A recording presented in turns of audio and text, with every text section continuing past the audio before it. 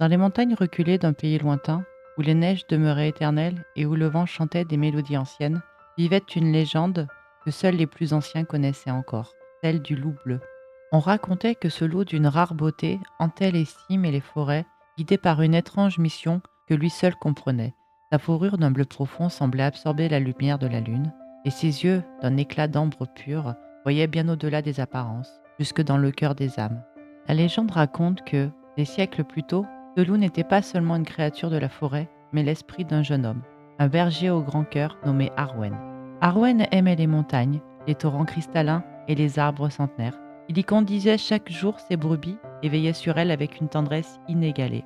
Mais ce qu'il aimait par-dessus tout, c'était Elara, une jeune femme du village voisin, aussi douce que les fleurs du printemps.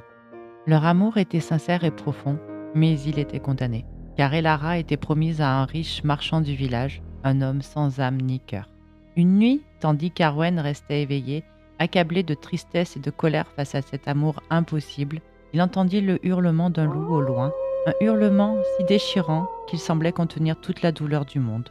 Poussé par une force mystérieuse, il s'enfonça dans la forêt suivant l'écho du cri désespéré. Au cœur de la nuit, il trouva l'animal, une vieille louve affaiblie, entourée de brumes lumineuses. La louve parla d'une voix rauque mais douce, lui racontant qu'elle n'était plus de ce monde et qu'elle avait entendu la souffrance de son cœur.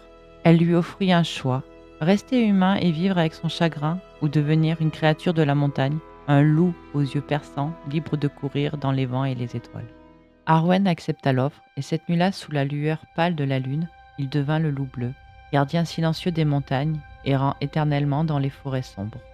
Depuis ce jour, il veillait sur la vallée, aidant les voyageurs égarés, guidant les enfants perdus et protégeant les animaux vulnérables. Mais les années passaient et le chagrin d'Arwen persistait. La mémoire d'Elara, de son sourire et de ses rires le hantait.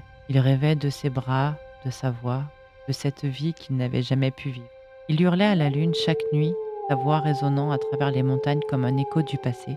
Pourtant, il savait que cet amour restait inaccessible, qu'il appartenait désormais à une existence où les hommes et les sentiments n'avaient plus leur place. Un hiver particulièrement rude, une tempête terrible s'abattit sur la vallée. Les flocons tombaient si épais qu'on ne distinguait plus la route. Ce soir-là, une vieille femme s'aventura sur le sentier, titubant et portant un paquet contre son cœur. C'était Elara, qui s'était enfuie du village pour échapper au mauvais traitement de son mari. Fragile et affaiblie, elle chercha un refuge, ignorant que son vieil amour veillait sur elle, sous la forme d'un loup.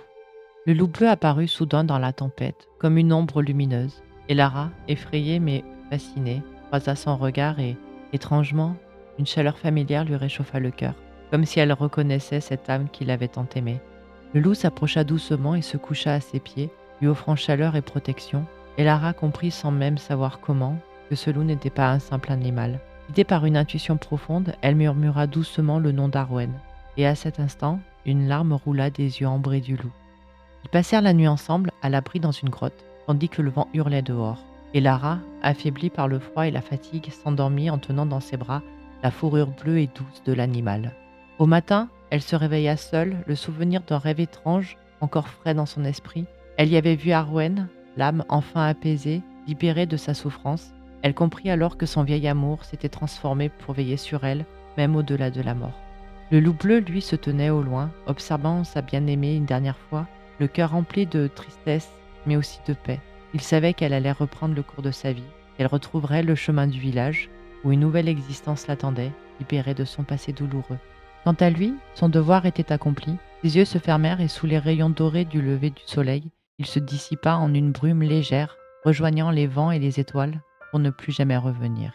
On dit qu'à l'arrivée de chaque hiver, quand la neige recouvre les cimes et que la lune est pleine, les habitants des montagnes entendent encore le cri lointain du loup bleu, un hurlement doux et mélancolique qui résonne dans la vallée. C'est un chant d'amour et de sacrifice, un rappel que l'amour véritable survit à tout, même à la mort. Et ainsi, bien des années plus tard, les anciens racontent toujours cette histoire aux enfants, une histoire d'amour éternel et de sacrifice, pour qu'ils se souviennent que même la tristesse la plus profonde peut trouver la paix lorsque l'amour est sincère.